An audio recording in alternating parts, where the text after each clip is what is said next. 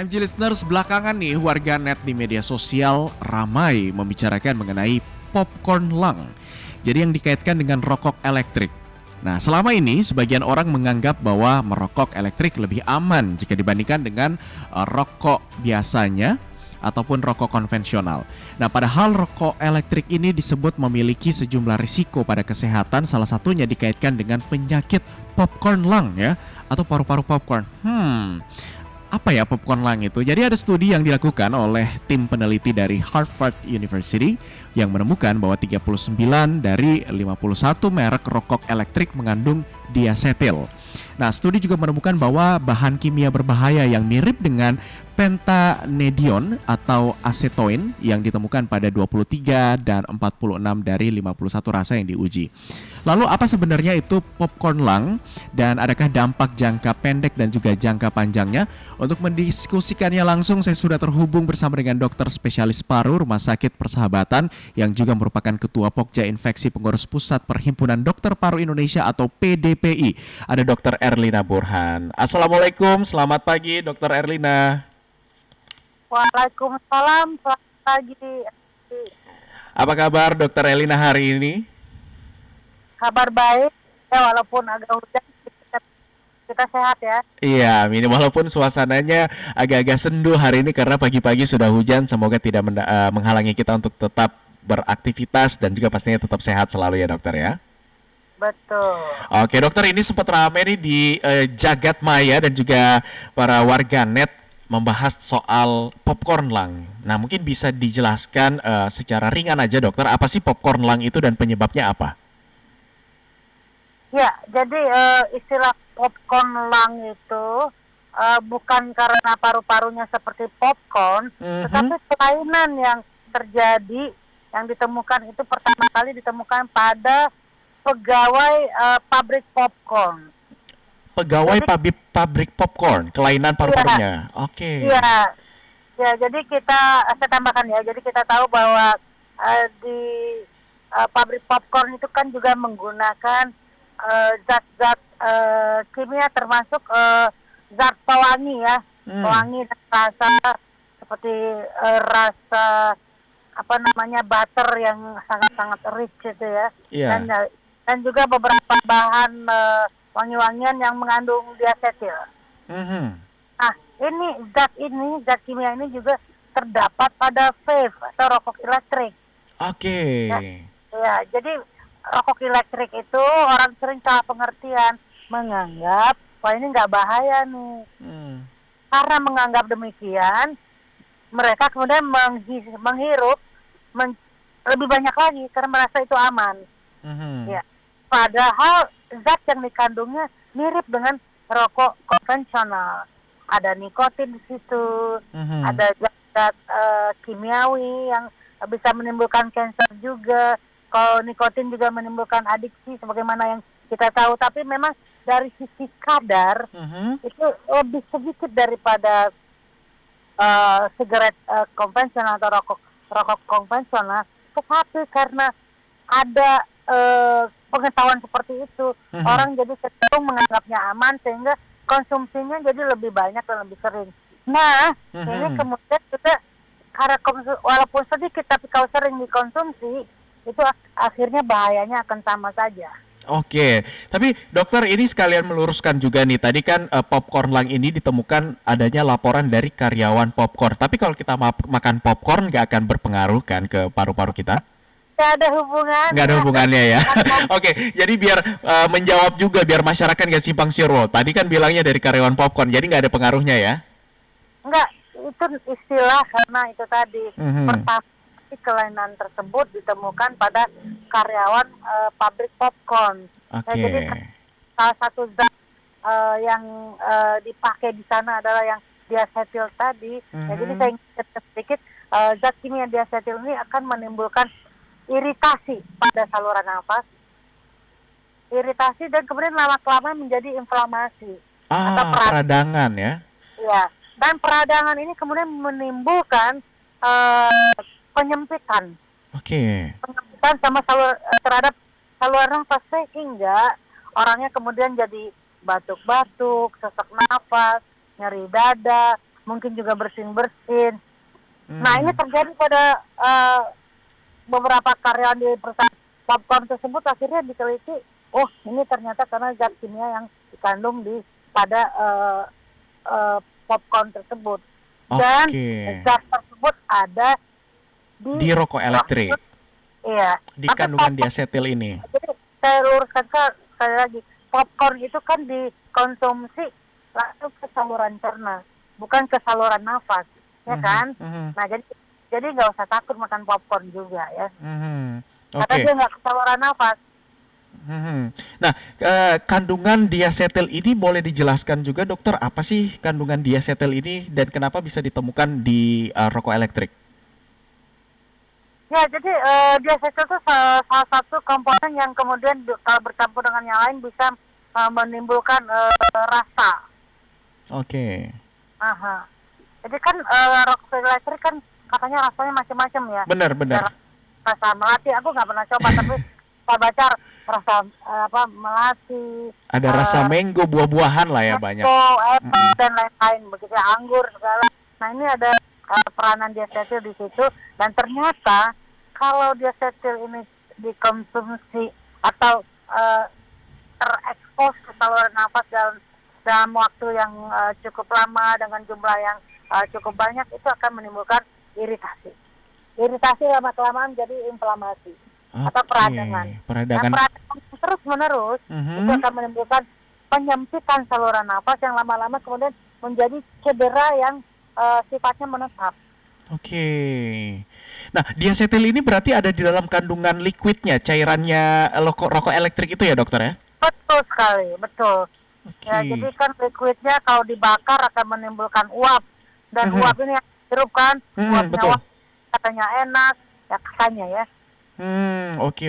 Ya, jadi kandungan itulah yang ada ditemukan di rokok elektrik. Nah, MG Listeners, kami membuka segmen interaktif bagi Anda yang mungkin punya pertanyaan soal perbincangan kita hari ini terkait dengan popcorn lung ataupun rokok elektrik, bisa menghubungi kami di nomor 021 583 99123. Sekali lagi di nomor 021 583 99123, dan Anda juga mungkin bisa bertanya dan memberikan komentar lewat Instagram kami juga ya di @mgradio_network. Nah, dokter tadi sudah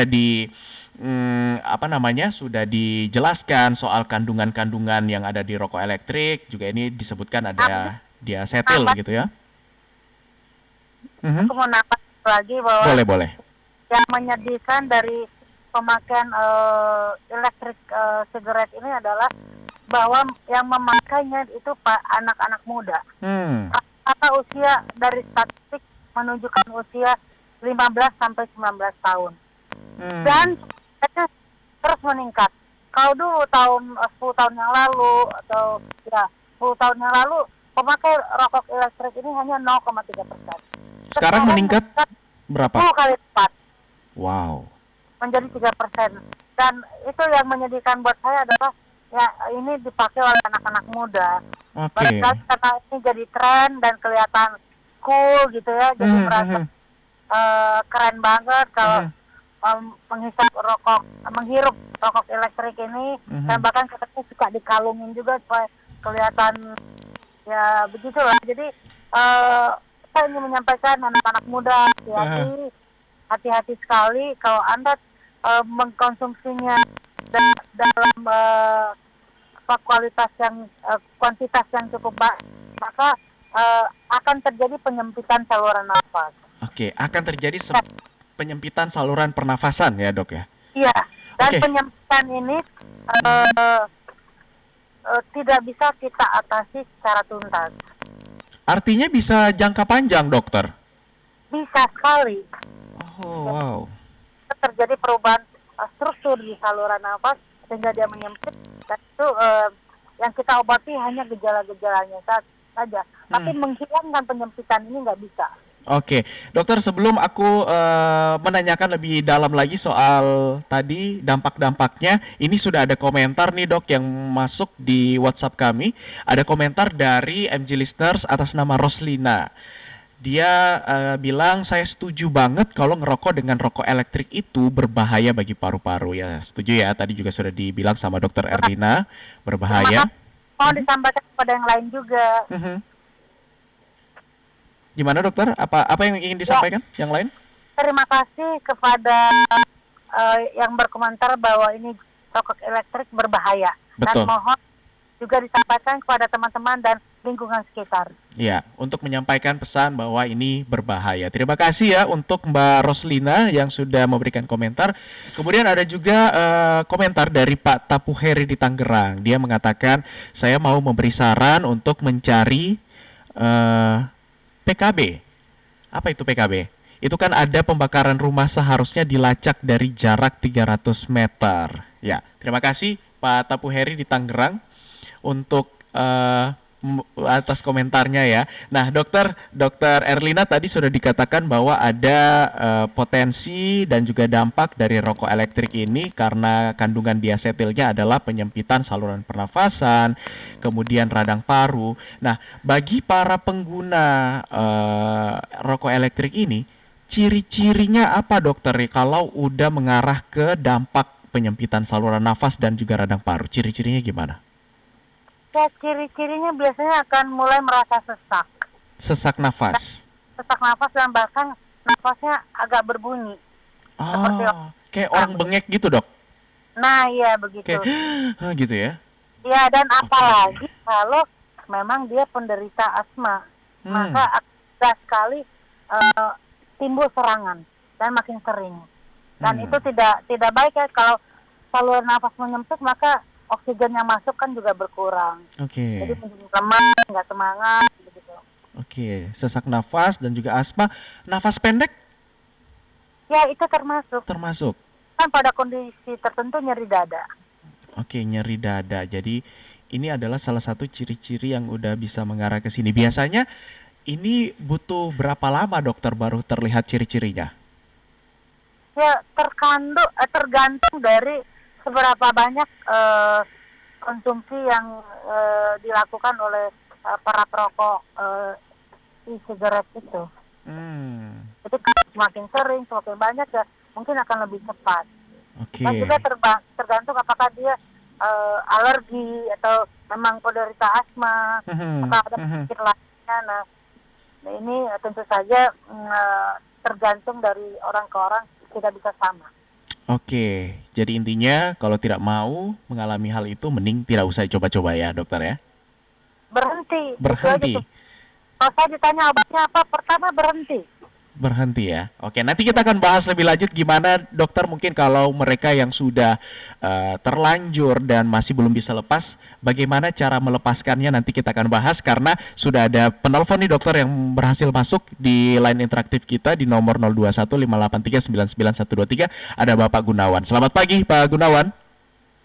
Terima kasih, selamat pagi Bung Abdi. Iya, silakan Pak Gunawan pertanyaannya atau tanggapannya kepada Dokter Erlina, silakan. Baik, terima kasih Bung Abdi. Selamat pagi Dokter Erlina. Salam sehat selalu. Salam sehat Pak.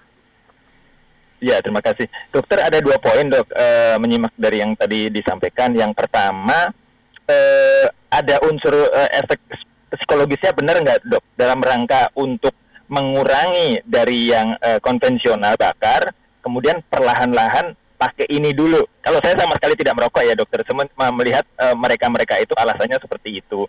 Jadi efek psikologis ngurangin dulu daripada yang bakar langsung terus, sekarang berkurang walaupun nanti dokter Erlina dan Bung Abdi cek juga harganya, harga satuan per batangnya sama harga refillnya dari ini tuh secara ekonomi budgetnya ini yang mana begitu ya.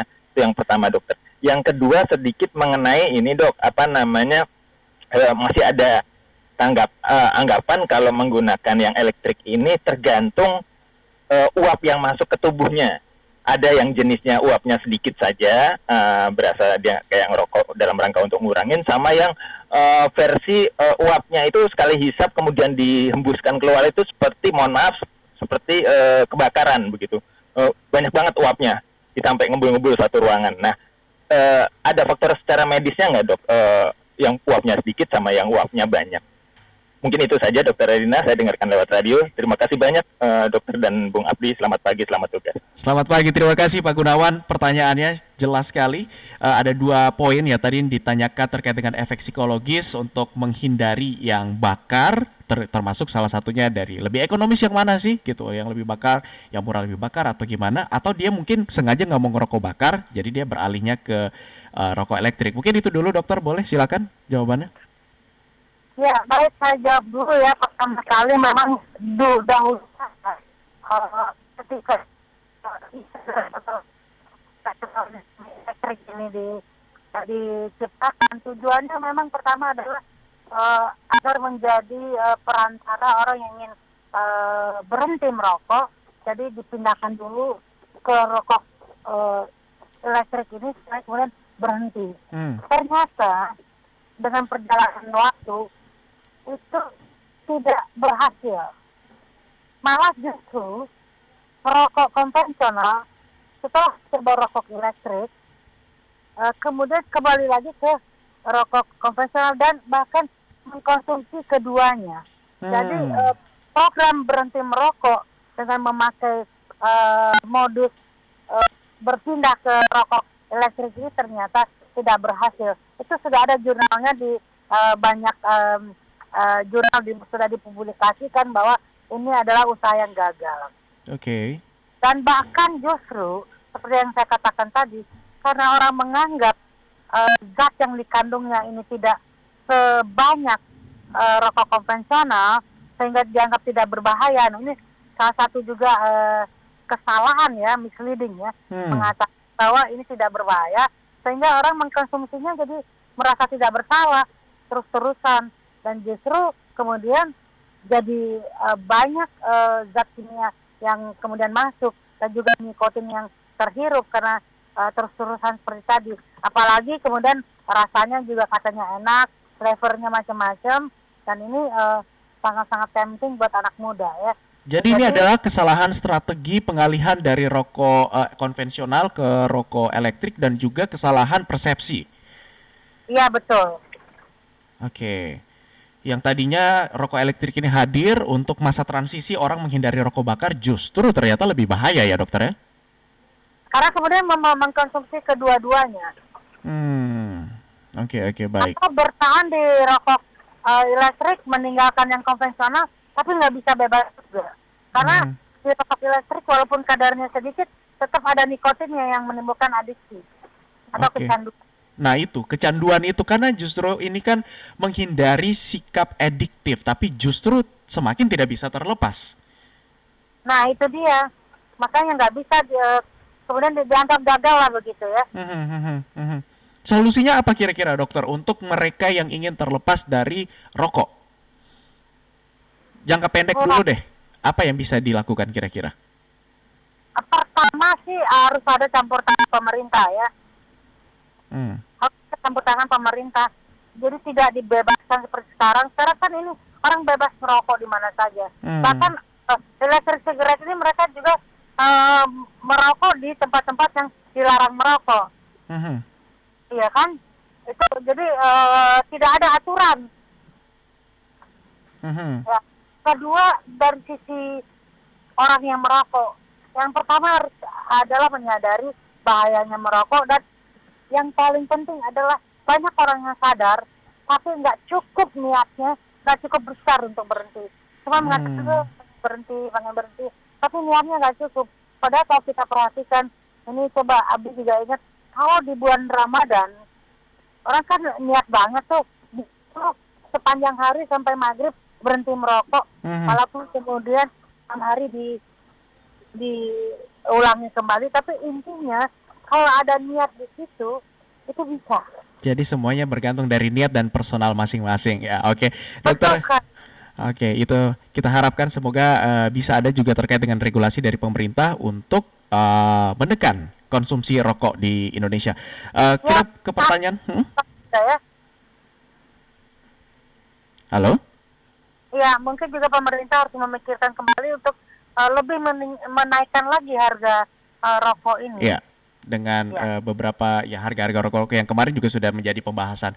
Oke, Dokter Erlina, ke pertanyaan kedua tadi dari penelpon, dia menanyakan soal rokok elektrik ini tergantung dari uapnya. Berapa banyak uap yang dihirup itu juga akan bisa berpengaruh kepada kondisi kesehatan. Itu bagaimana dokter penjelasannya?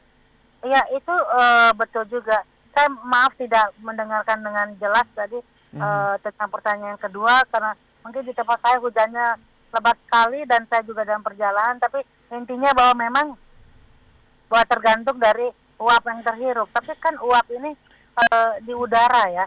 Dan kita walaupun tidak sengaja menghirup, tapi selagi kita menghirup udara, maka uap itu kan juga masuk. Oke, baik. Iya. Jadi kalau bisa dihindari saja begitu ya dokter ya. Kalau bisa Ya, berhenti. buat orang-orang yang merokok berhentilah.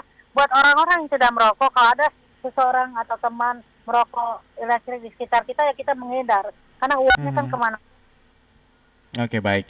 Terima kasih. Itu tadi pertanyaan dari Pak Gunawan ya dari Jakarta. Bagi Anda MG listeners yang mungkin masih bingung ataupun ingin mendapatkan penjelasan soal apa itu tadi yang kita bahas terkait dengan popcorn lung dan juga masih ingin membahas lebih lanjut terkait dengan pertanyaan-pertanyaan yang ada di benak Anda, bisa menaikkan langsung kepada kami di nomor 0215839123 ataupun juga bisa bertanya di Instagram kami ya di @mgradio_network.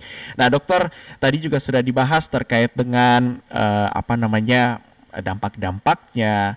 Kemudian juga tadi sudah dibahas terkait dengan efek psikologisnya. Tapi sebenarnya sejauh ini laporan yang diterima oleh Persatuan Dokter Paru Indonesia, sudah berapa banyak kasus yang ditemukan di Indonesia khususnya, dokter? Ya tadi kan saya katakan bahwa sekarang sudah ada 3%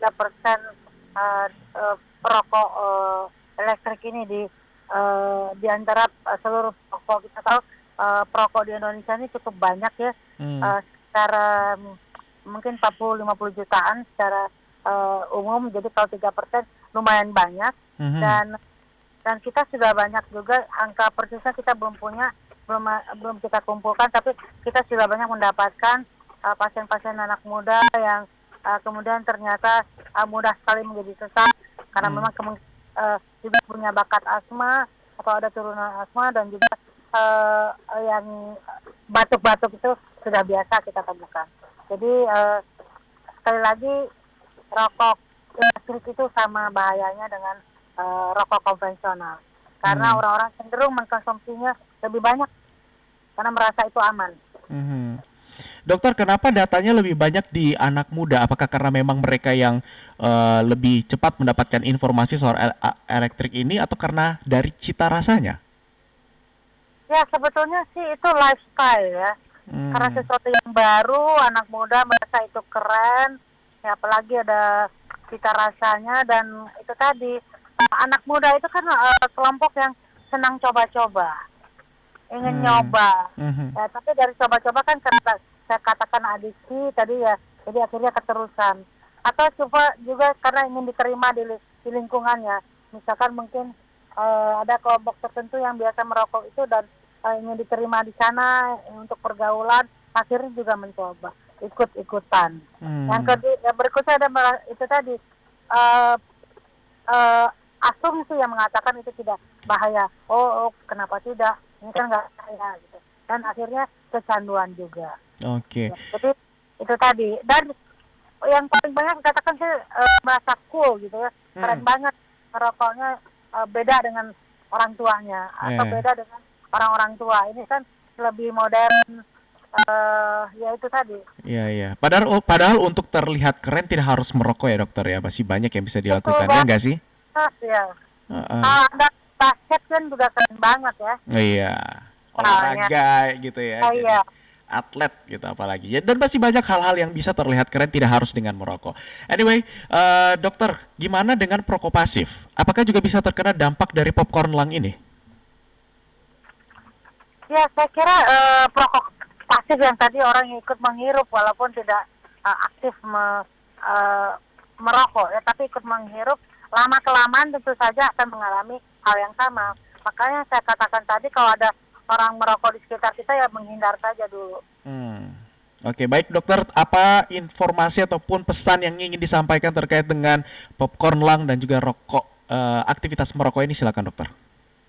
Jadi secara umum baik itu rokok konvensional atau rokok batangan maupun rokok elektrik itu sama-sama berbahaya. Oleh sebab itu, kalau Anda menyayangi diri Anda, bahwa paru-paru adalah suatu organ yang sangat penting karena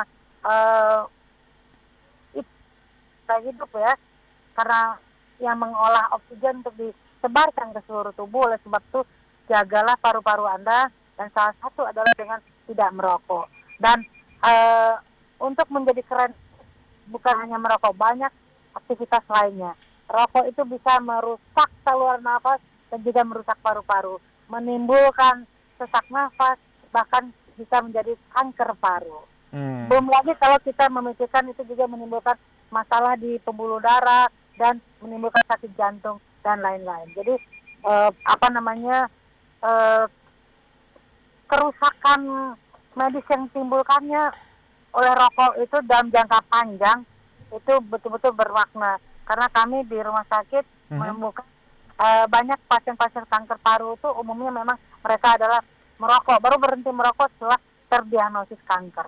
Oke, wow. Jadi ada banyak sekali dampak negatifnya dan juga bisa tidak hanya dari jangka pendek saja, namun juga bisa jangka panjang. Jadi bagi Anda yang mungkin merokok, ya mungkin masih merasa sehat-sehat saja, tapi ternyata di jangka panjangnya itu bisa mengancam kesehatan kita. Terima kasih dokter spesialis paru Rumah Sakit Persahabatan yang juga Ketua Pokja Infeksi Pengurus Pusat Perhimpunan Dokter Paru Indonesia atau PDPI, Dr. Erlina Burhan, sudah memberikan pencerahan ya untuk kami pagi hari ini dan juga MJ Listeners dalam program Morning Traffic. Terima kasih Dr. Erlina, salam sehat dan selamat kembali beraktivitas dokter. Selamat pagi, Assalamualaikum. Waalaikumsalam, terima kasih.